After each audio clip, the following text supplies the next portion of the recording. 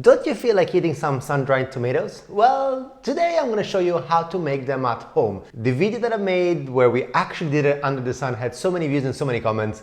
And some of them have been, well, I don't live in a country that has this such strong sun, so there are techniques to be able to do them at home. So I guess they're not really sun-dried, but they're just home-dried tomatoes, but the flavor is still gonna be fantastic. By the way, link to that original video in the description in case you wanna check it out. To make sun-dried tomatoes, you predominantly need one ingredient, and that is the tomato. I chose some Pachino tomatoes. These are tomatoes that come from Sicily. They're renowned for their thin skin and sweet flavor. At the end of the day, the ingredient is predominantly one, so you gotta choose a tomato that is really, really lovely. One of the things you can check out is whether you see a logo like this one. This one says Indicazione Geografica Protetta. That means that they guarantee the origin of the tomato. And often with the origin, you have a specific flavor which is given by the land that this produce is grown. So it's just one of those stamps of quality that you can look out when you go shopping for your produce. In these videos, I'm going to show you how to make them at home. I'm going to show you how to pasteurize them, and then I'm going to show you 2 or 3 options on how to store them in case you just don't want to eat them straight away. For the ingredients alongside the tomato, we're going to have some sea salt, and then I'm going to be using some Olistico extra virgin olive oil. I chose the Olistico type today because Olistico is well balanced and it goes really well with tomatoes. I could have also used Don Carlo. Of course, with olive oil, if you go for high qualities like the ones that we make at Passo della Palomba, each olive oil has its own distinct flavor, which then you combine with the specific food that you want to cook. It's basically an extra ingredient that you're adding to your meal.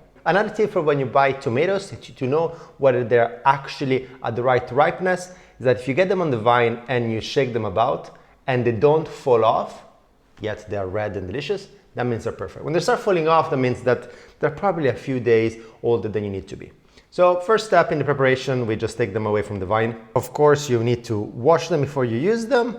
And for the preparation, especially if you have small ones like this, you just cut them in half and you just make sure that you leave a little bit attached like this. If you're in a place where your tomatoes are actually much bigger than this ones, another way to make sure that they dry a little bit quicker is make little incisions like that. That will just help them dry up a little bit faster. And once they're prepared, you're gonna add a thin layer of salt all throughout them. That's gonna do 2 things. On the one side, it's gonna help dehydrate them, and also when you come to storing it, it's just gonna help preserve the tomatoes. At this point at home, you got 2 options to make them sun-dried. First one is using an air fryer. Air fryers often have a dehydrate setting. The dehydrate setting is usually set around 60 degrees Celsius, and then it has a gentle air that is going to help, dehydrate this.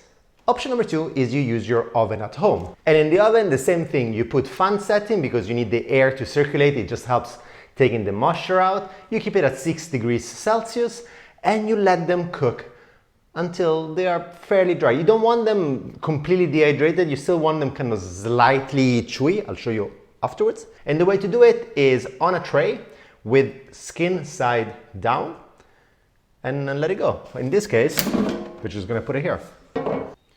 So we rest them with the skin down all throughout the tray. My air fryer's got this double layer. It just increases the surface area. Of course, the ones at the top are gonna be drying slightly faster, so halfway through I'm gonna swap them around. Now, depending on your air fryer or oven and the tomatoes, this can take between 6 and 8 hours, but every so often you check it. So we're gonna start this off with 4.5 hours. It's gonna bing, we're gonna check it, and then move from there. Now, get yourself a drink and enjoy the day while this dehydrates. And after about 8 hours, this is what you get. What you're going for is something which is not completely dry and is a little bit squishy. So that's the texture you're going for. The first step, once you get exactly the consistency, the dehydration you want, is to pasteurize your tomatoes. And to pasteurize them, what you do is that you increase the temperature to 70 degrees Celsius, whether you're using the air fryer or the oven, and you let it stay there for about 4 minutes. You're not cooking it, you don't want it to cook it, but you want it to get to that internal temperature so all the bacteria die off, and that actually prolongs the life of your product a lot better. Now, the easiest way to store them is dry. You put them into one of those freezer bags, you close them, you put it in the fridge, and it lasts you for a couple of months. If you produce, for some reason, tomatoes, so you actually have a mountain full of tomatoes you want to do this with, you can actually freeze it as well. By freezing it, the skin gets a little bit darker, but it's still totally fine, and once you need it, you defrost them overnight in the fridge. The second option is, if you have a high quality extra virgin olive oil, like the Olistico Grand Cru, is to store it in oil. Now, to store it in oil, you would take a jar like this, and you would let this sit in boiling water, so completely covering the jar, for a good 5 minutes. So both the jar and the lid in boiling water, that sterilizes the jar.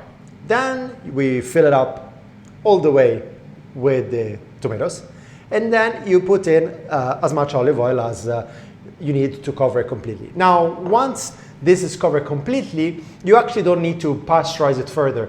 The tomatoes are acidic themselves. There is the salt. It's completely covered by the oil, so that blocks the oxygen, and you store that in the fridge. When you use extra virgin olive oil of a high quality, you will see that he actually becomes dense, kind of solidifies in the fridge. And actually, that's a really good sign that you're using a good olive oil. So if that doesn't happen, change your olive oil, get one of these. So when you need it, you just take it out of the fridge, a few minutes, then it will completely turn back into just liquid olive oil. And you can use both the tomatoes as well as the olive oil, because it will have absorbed the lovely flavor. And there are 100 ways you can use sun-dried tomatoes in so many recipes. So if you want to have some ideas, just put it in the comments so I can start using them in my recipe. But this is a super quick one. In a little bowl as an aperitivo, some good extra virgin olive oil, let it soak. This is marjoram, it's one of my favorite aromatics. You just break a few leaves like that. These are also great to make little pastos, but also as a snack with a glass of wine, or just. And by dehydrating them, you're accentuating the sweetness and flavor of these great tomatoes. Ciao.